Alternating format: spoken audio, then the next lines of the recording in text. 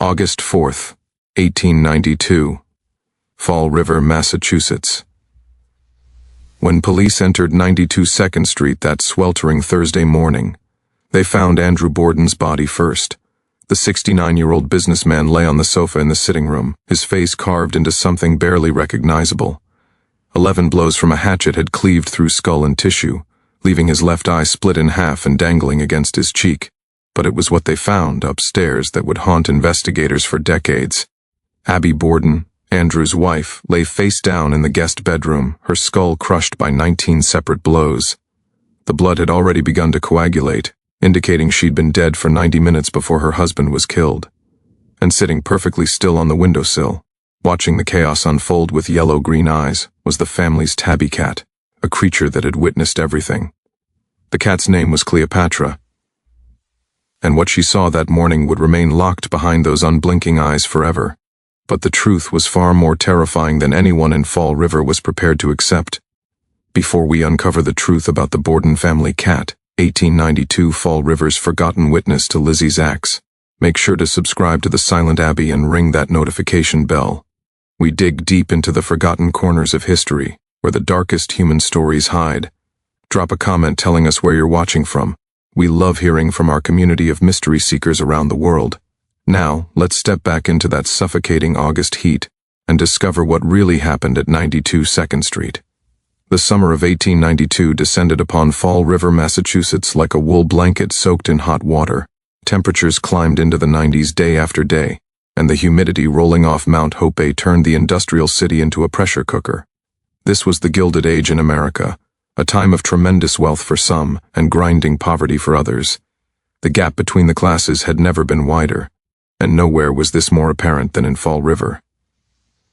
The city hummed with cotton mills that ran 24 hours a day, their machinery deafening, their conditions brutal.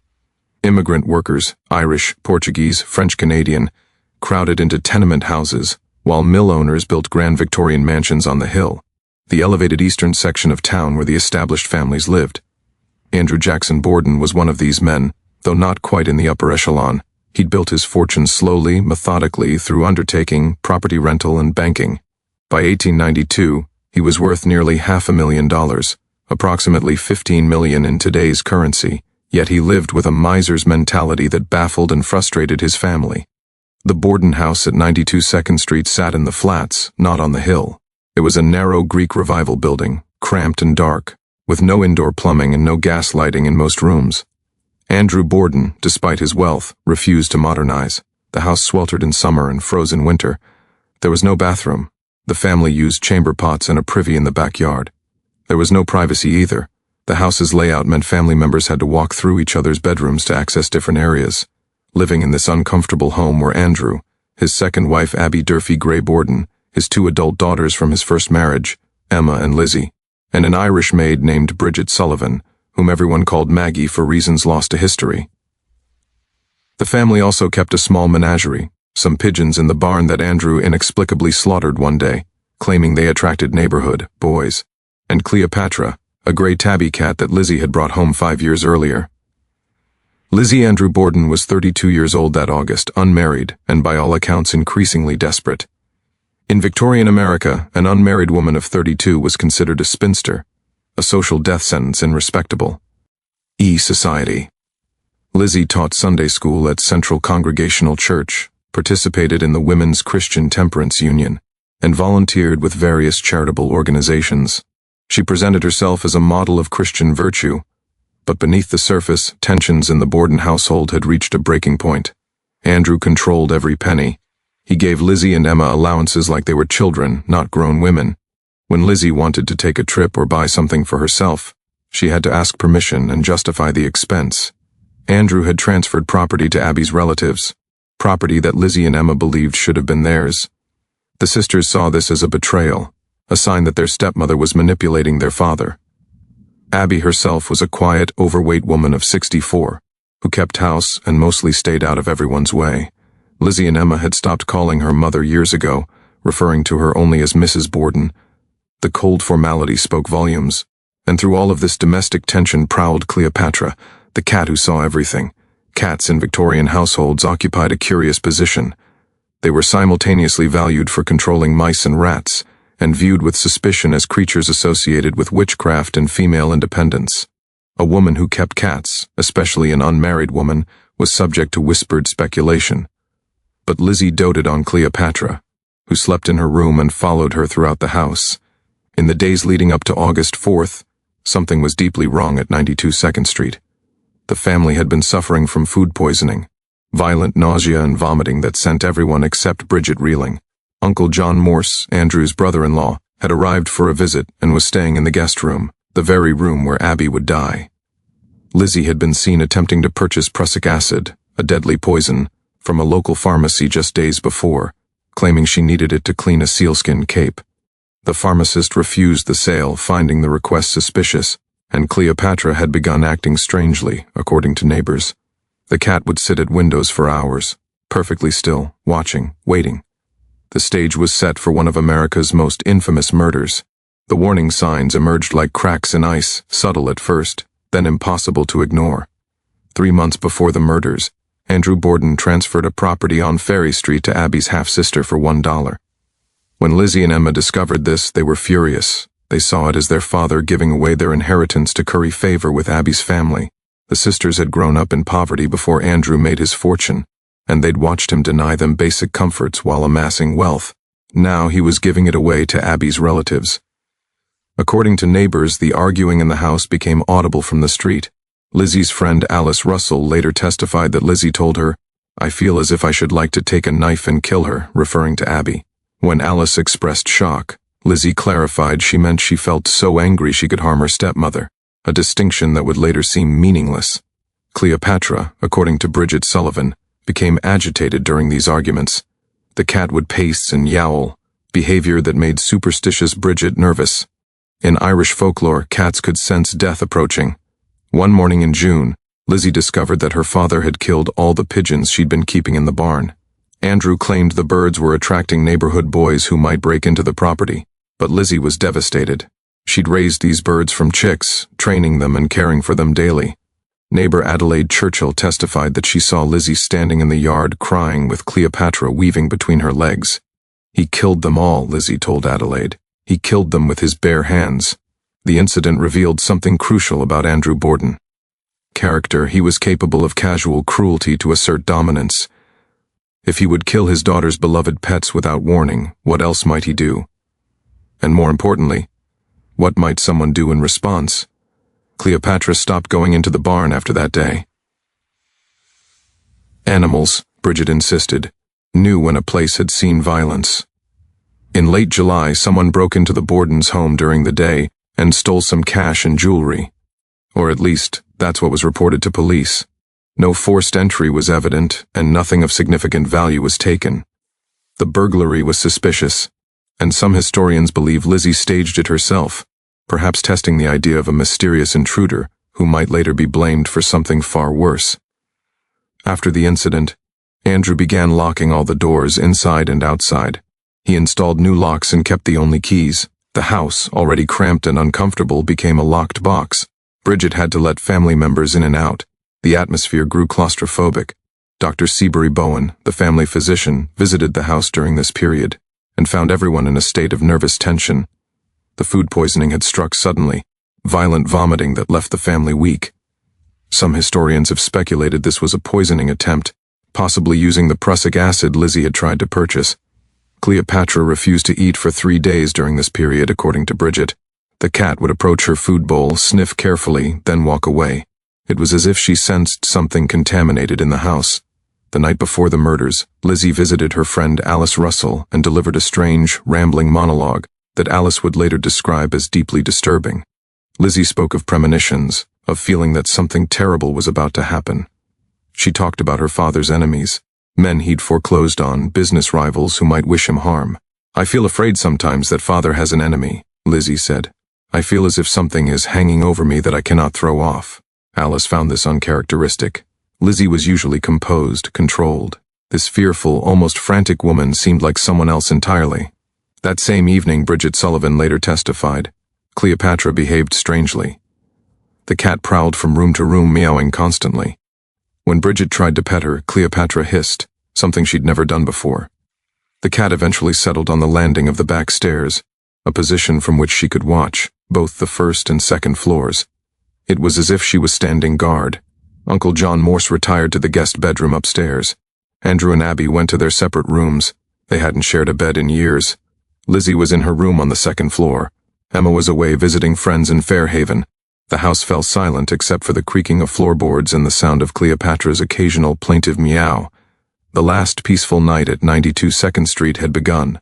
If this story is giving you chills, hit that like button and help us share these forgotten chapters of history. Share this with someone who loves dark mysteries. Let's discover what happens next. August 4th, 1892. 9:30 a.m. The morning began routinely enough. Uncle John Morse left the house early to visit relatives across town. Andrew Borden, dressed in his customary black suit despite the heat, left for his daily rounds, checking on properties, conducting business at the bank. Abby began her morning housework. Bridget, still feeling ill from the previous night's sickness, started washing windows inside and out. And Cleopatra, as always, watched. The cat had positioned herself in the sitting room, on a chair near the window where she could observe both the front hallway and the dining room. Victorian cats were known for claiming strategic positions in households, but Cleopatra's chosen spot that morning would prove significant. At approximately 9:30 a.m., while Bridget washed the outside of the windows, something happened upstairs in the guest bedroom. The exact sequence would be debated for years, but the evidence was undeniable.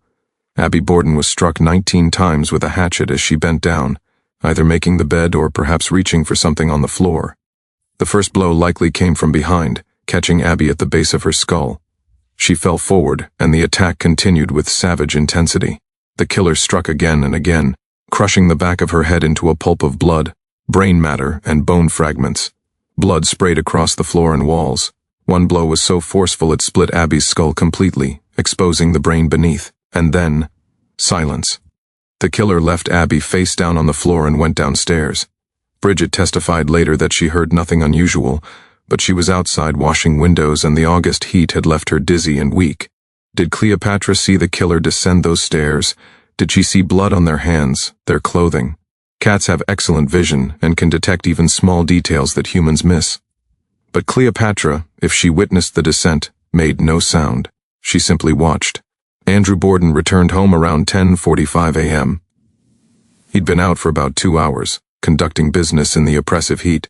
Bridget let him in. The door was locked as always, and she had to fumble with multiple locks and bolts. Andrew appeared tired. He carried a small package and seemed irritated by something. He went into the sitting room and lay down on the sofa for a rest. This was unusual. Andrew was not a man who relaxed during business hours, but the heat had drained him. What happened next lasted perhaps 90 seconds, but it changed American criminal history forever.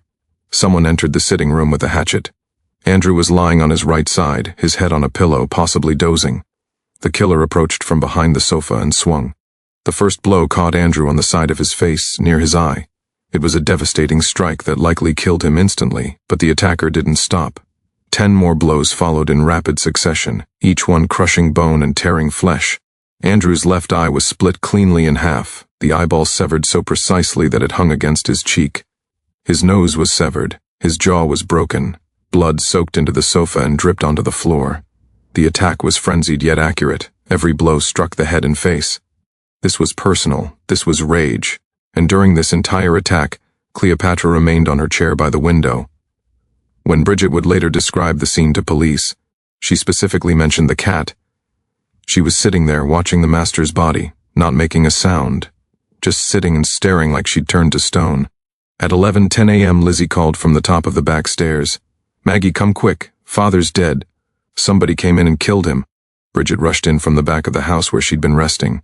She found Lizzie standing in the doorway to the sitting room, not entering, just standing there. Lizzie was wearing a light blue dress.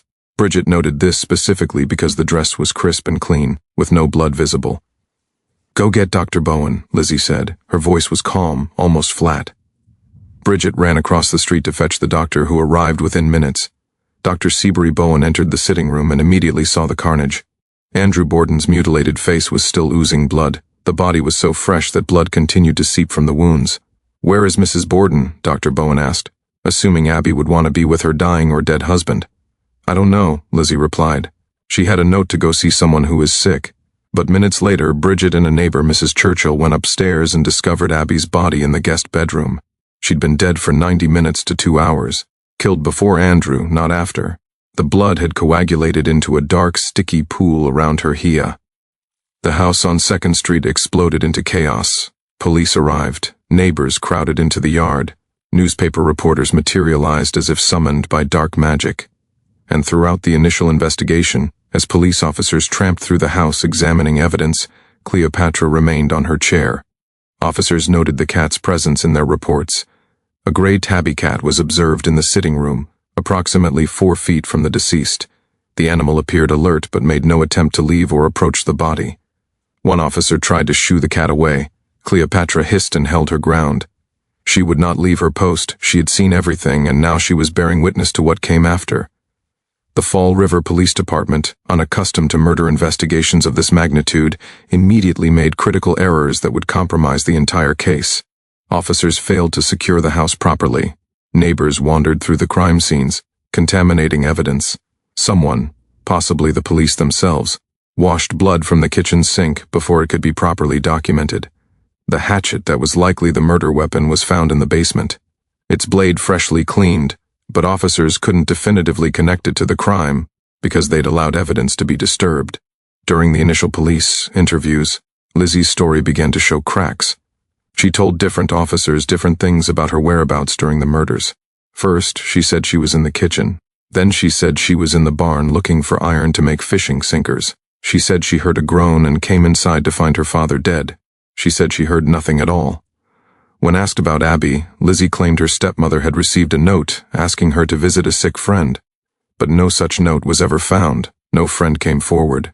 The note simply didn't exist. Lizzie also claimed she didn't know Abby was dead upstairs when police first arrived, yet the body had been there for hours in a relatively small house. How could she not have heard the attack? How could she not have wondered where her stepmother was?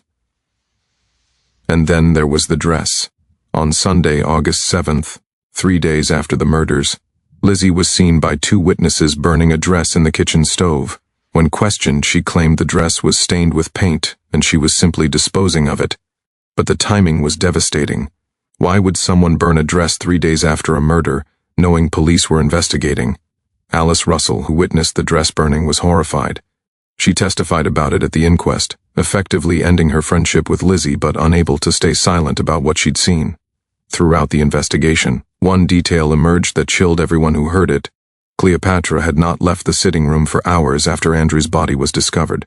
The cat had remained on her chair, watching, until animal control officers arrived to remove her as the house was processed as a crime scene. Bridget Sullivan told police something else interesting. In the days after the murders, before Cleopatra was finally removed to be cared for by a neighbor, the cat would sit at the base of the stairs leading to the guest bedroom and yowl. She would cry and pace, agitated in a way Bridget had never seen. It was like she was seeing ghosts, Bridget said, like she was watching it happen again and again. On August 11, 1892, 7 days after the murders, Lizzie Andrew Borden was arrested and charged with 3 counts of murder: the murder of Andrew Borden, the murder of Abby Borden, and the combined murder of both. The arrest shocked Fall River's upper class. A Sunday school teacher, a church-going woman of good standing. The idea that a respectable Victorian lady could commit such savage violence seemed impossible. But the working class and immigrant communities had fewer illusions. They'd seen the cruelty of the wealthy, the way people like Andrew Borden round down anyone in their way. A woman, they reasoned, could only take so much oppression before something snapped. The trial began on June 5, 1893, in New Bedford, Massachusetts. It was a media sensation, one of the first trials of the century in American history. Newspapers across the country covered every detail. Courtroom sketches showed Lizzie dressed in black mourning clothes, serene and composed, even as prosecutors described the brutal murders in clinical detail. The prosecution's case was circumstantial but compelling. Lizzie had motive, freedom from her father's control and a substantial inheritance. She had opportunity. She was alone in the house with the victims. She had attempted to purchase poison days before. She burned a dress 3 days after the murders. She gave contradictory statements to police. But the defense, led by the brilliant Andrew Jennings and former Governor George Robinson, exploited every weakness in the prosecution's case. The murder weapon couldn't be definitively identified. No blood was found on Lizzie's person or in her room.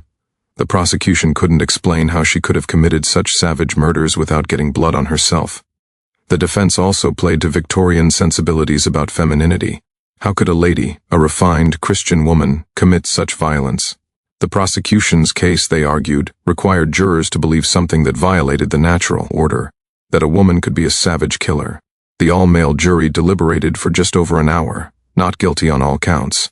Lizzie walked free on June 20, 1893. The courtroom erupted in applause. Outside, crowds celebrated. A woman of their class had been saved from the gallows. But Fall River society never fully accepted her back. Lizzie and Emma used their inheritance to buy a large house on the hill which Lizzie named Maplecroft. She lived there for the rest of her life, gradually becoming a recluse. Emma eventually left, cutting off all contact with her sister, after a bitter argument whose details were never revealed. Lizzie kept cats at Maplecroft. Many cats. Neighbors reported seeing dozens of them in her windows and yard, but she never had another cat like Cleopatra. The tabby that witnessed the murders had been given to a neighbor during the trial. According to local records, Cleopatra died in 1895, just 3 years after the murders. The neighbor who cared for her said the cat was never the same after that August morning. She became skittish, prone to hiding, and would hiss at visitors. It was like she was haunted, the neighbor told a reporter years later, like she was still seeing something the rest of us couldn't. Bridget Sullivan, traumatized by the experience, left Fall River and moved to Montana, where she lived under an assumed name for the rest of her life. She gave one interview in 1948, shortly before her death, in which she said, "I know what I saw that day, and I know what I didn't see. That cat saw more than all of us, and she took it to her grave." The Borden case transformed American criminal justice and popular culture in ways that still resonate today. First, it exposed the class and gender biases embedded in the legal system. Lizzie was acquitted largely because jurors couldn't conceive of a respectable woman committing such violence. The case established a precedent.